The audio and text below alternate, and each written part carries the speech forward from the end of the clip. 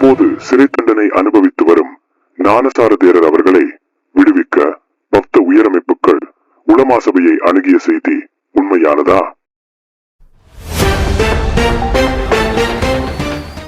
தற்போது சிறை தண்டனை அனுபவித்து வரும் கலகுடத்தே ஞானசார தேரருக்கு கடந்த வெசாக் நோன்மதி தினத்தன்று ஜனாதிபதி மன்னிப்பு வழங்குமாறு கோரி போத்த உயர்பீட அமைப்புகள் ஜனாதிபதிக்கு மகஜர் ஒன்றை அனுப்பியதாகவும், ஆனால் அது தொடர்பில் நல்ல பதில் கிடைக்கவில்லை எனவும் தெரிவிக்கப்படுகிறது. இவ்வகையில் இராவணா சக்தி அமைப்பின் பொதுச் செயலாளர் அவர்கள் குறிப்பிடும் போது ஞானசார தேரருக்கு எதிராக வழக்கு தாக்கல் செய்த முஜிபுர் ரஹ்மான் மற்றும் அசாத் சாலி ஆகிய இரு தரப்பினருடன் இது தொடர்பில் கலந்துரையாடினோம். எனினும் அவர்கள் ஜமியத்துல் உலமாவிடம் இது குறித்து கலந்துரையாடுமாறு அவர்கள் கூறியபோது அது சம்பந்தமாக நாம் ஜமியத்துல் உலமாவிடம் கலந்துரையாடியுள்ளோம் என ஊடகங்களுக்கு தெரிவித்துள்ளார்.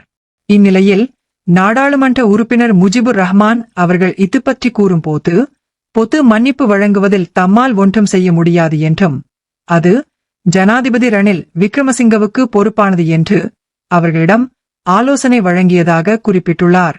மாறாக ஜமியத்துல் உலமாவுடன் இவ்விடயத்தை கலந்துரையாட நான் கூறவில்லை எனவும் மேலும் தெரிவித்துள்ளார்.